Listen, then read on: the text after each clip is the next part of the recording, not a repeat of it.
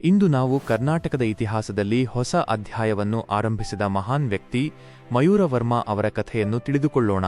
ಅವರು ಕೇವಲ ಒಬ್ಬ ರಾಜನಲ್ಲ, ಕರ್ನಾಟಕದ ಮೊದಲ ಸ್ವತಂತ್ರ ರಾಜವಂಶದ ಸ್ಥಾಪಕ, ಕನ್ನಡ ನಾಡಿನ ಆತ್ಮಗೌರವದ ಸಂಕೇತ.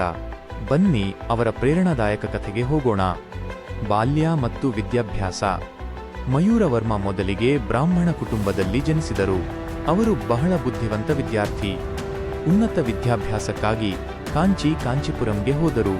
ಅಲ್ಲಿ ಅವರು ವೇದ ಮತ್ತು ಶಾಸ್ತ್ರಗಳನ್ನು ಕಲಿತರು. ಆ ಸಮಯದಲ್ಲಿ ಅವರು ಯೋಧರಾಗಬೇಕೆಂದು ಅಲ್ಲ, ಪಂಡಿತರಾಗಬೇಕೆಂದು ಬಯಸಿದ್ದರು. ಅವಮಾನದಿಂದ ಉದ್ಭವಿಸಿದ ಕ್ರಾಂತಿ. ಒಂದು ದಿನ ಕಾಂಚಿಯಲ್ಲಿ ಪಲ್ಲವ ಅಧಿಕಾರಿಗಳು ಮಯೂರವರ್ಮನಿಗೆ ಅವಮಾನ ಮಾಡಿದರು.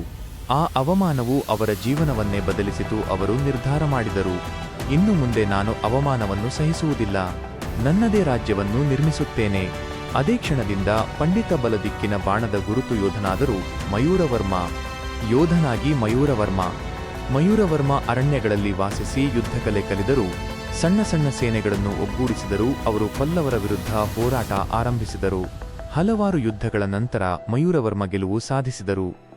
ಕದಂಬ ವಂಶದ ಸ್ಥಾಪನೆ. ಮಯೂರವರ್ಮ ಬನವಾಸಿಯನ್ನು ರಾಜಧಾನಿಯಾಗಿ ಮಾಡಿಕೊಂಡರು. ಕದಂಬ ವಂಶವನ್ನು ಸ್ಥಾಪಿಸಿದರು.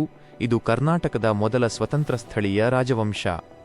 ಅವರು ಶಾಂತಿಪೂರ್ಣ ಆಡಳಿತ ನೀಡಿದರು. ಕನ್ನಡ ಮತ್ತು ಸಂಸ್ಕೃತಿಗೆ ಬೆಂಬಲ ನೀಡಿದರು. ಉತ್ತಮ ಆಡಳಿತ ವ್ಯವಸ್ಥೆ ನಿರ್ಮಿಸಿದರು. ಮಯೂರವರ್ಮನ ಮಹತ್ವ ಏನು?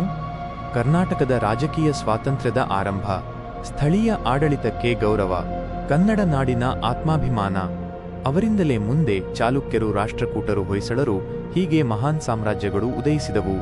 ಹೀಗೆ ಮಯೂರವರ್ಮನ ಜೀವನ ನಮಗೆ ಒಂದು ಪಾಠ ಕಲಿಸುತ್ತದೆ. ಅವಮಾನವನ್ನು ಶಕ್ತಿಯಾಗಿ ಮಾರ್ಪಡಿಸಿದರೆ ಇತಿಹಾಸವೇ ಬದಲಾಗುತ್ತದೆ.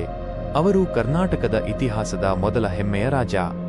ಈ ವಿಡಿಯೋ ನಿಮಗೆ ಇಷ್ಟವಾದರೆ ಲೈಕ್ ಮಾಡಿ, ಇತಿಹಾಸ ಪ್ರಿಯರಿಗೆ ಶೇರ್ ಮಾಡಿ ಮತ್ತು ನಮ್ಮ ಚಾನೆಲ್ನ ಸಬ್ಸ್ಕ್ರೈಬ್ ಮಾಡಿ. ಇನ್ನಷ್ಟು ಪ್ರೇರಣಾದಾಯಕ ಇತಿಹಾಸ ಕಥೆಗಳಿಗೆ ಮತ್ತೆ ಭೇಟಿಯಾಗೋಣ.